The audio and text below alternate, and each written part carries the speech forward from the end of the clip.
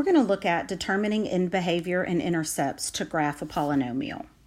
So first, we need to remind ourselves about a few things. First is the end behavior. So when we're looking at end behavior, we're talking about the power of the polynomial, so all the powers of x together. If the power of your polynomial is even, then your graph on the ends will behave like an x squared. So if you have an even power polynomial and it's a positive, your ends will both be up, like a positive quadratic. And if it's negative, your ends will both be down, like a negative quadratic. Now, we don't know what's happening here in the middle. That's what that's what our intercepts and our multiplicities are going to help us with, but we know what's happening on the ends. Similarly, with odd powers, again, this is the power of the whole polynomial, they behave like a cubic. So positive would be down to up, and negative would be up to down. Again, we're not 100% sure what's happening here in the middle. That's going to be determined by intercepts and multiplicities. But we know what's happening on the ends. So next, let's talk about multiplicity. So first, multiplicity refers to the power of the factor. And let me remind you, let's go down to the bottom here, that a factor would be x minus 4. But that the zero related to that factor would be x equals positive 4, right? Because you would set up x minus 4 equals 0, etc. Okay? So when we look at the power of a factor, if the factor has an even power, so 2, 4, 6, 8, etc., then that means that the graph will touch at the 0. Meaning I call it a bounce rather than a touch. If the multiplicity of the factor is odd, your graph will cross the axis at that 0. Okay, so even touch or bounce, odd cross.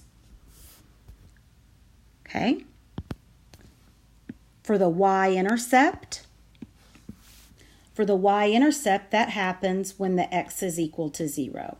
So we'll just set x equal to 0 and see what happens. So let's look at one. So first things first, let's talk about the end behavior.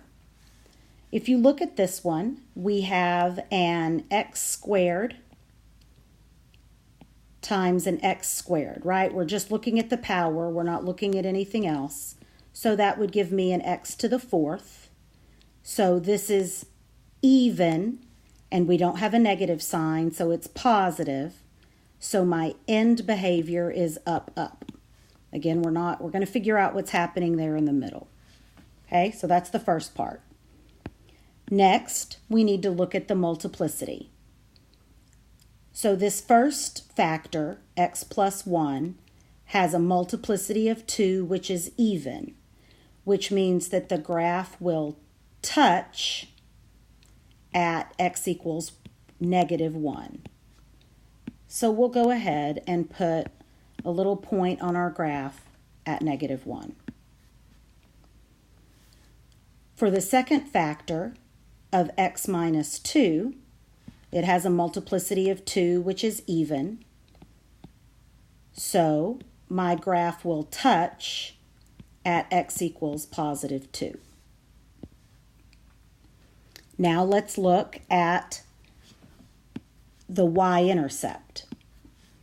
If x is 0, then y would be a positive 1 squared times a negative 2 squared, right? I just zeroed out those two x's. So that gives me what? Oh, I didn't square that, sorry. So that's going to give me a positive 4. So I'll put a point on my graph at positive 4. So to graph, we know that we're going to start up. We touch here at our -1. We're going to have to go up and get this 4, come down and bounce at the 2, and then go up again. Let's look at another one. So here, first thing, let's look at our end behavior. So we need to look at the power of the polynomial. We have a negative. Then we have an x to the first power with the first factor, an x to the second power with the second factor, and an x squared with the third factor. So that gives me a negative x to the 5th. So it's negative and it's odd, so it's going to behave like a negative cubic, which is up to down. And again, we're not sure what's going to happen here in the middle. Next, let's look at our multiplicities. So for our first factor here, for x minus 2, it has a multiplicity of 1, so it's odd. So we're going to cross at x equals 2. The next two factors are both even, so they're both touches or bounces. So we're going to touch at x equals -1 and +1. Let's go ahead and put those points on here. So we have a 2, a -1, and a +1. Next, we're going to look at the Y-intercept. So we keep the negative out front here, but in the first factor, we'll be left with a -2.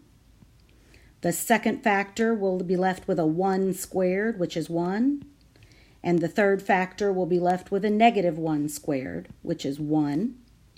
So we have the Y-intercept is +2. And we'll put a point on our graph up at 2. So now to graph this puppy, we're going to start up here. And we are going to touch at -1. We got to come up and grab this Y-intercept. And we're going to touch at a +1. Going to come up a little bit. We're not sure how much. It's fine. That doesn't have to be perfect. But then at 2, we cross. So it comes down, which is what we would expect it to do given our end behavior. Okay. Let's do it again. So here we have a negative, looking at the end behavior and the power, we have a negative x squared and an x squared and an x. So again, that's a negative x to the 5th. So that's kind of what we just did, right? Negative odd, so up to down. Again, that's just the end behavior. We're not sure what's going to happen in the middle. Next, looking at our multiplicities. For the first here, we have, don't forget about this, guys. This is a factor, right? And that's a 0 would be the 0, right? It'd have a 0 at 0, but the multiplicity is 2, which means it's going to touch at x equals 0, or bounce. So I'll put a point at 0.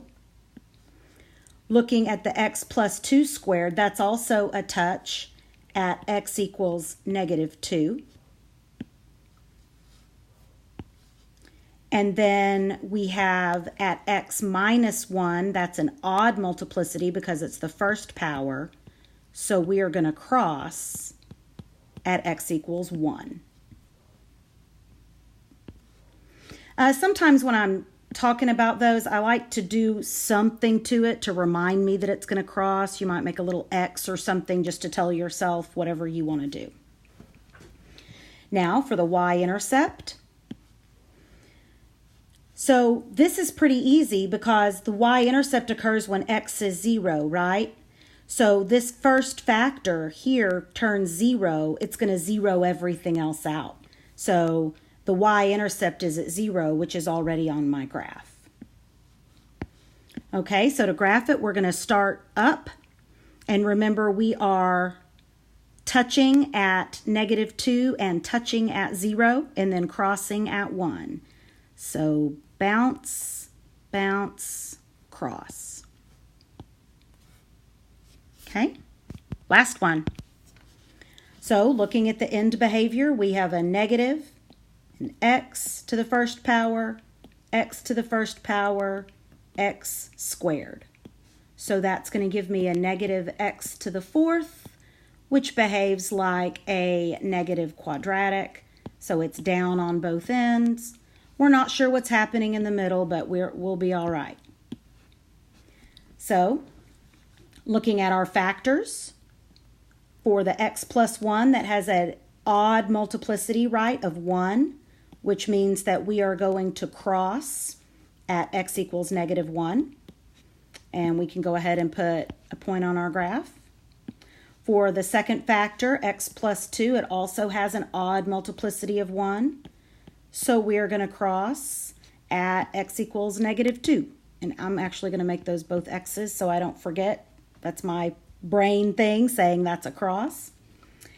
And then for x minus 1 squared, that has an even multiplicity. So that's a touch, or what I call a bounce, at x equals 1. And then we need to look at the y-intercept.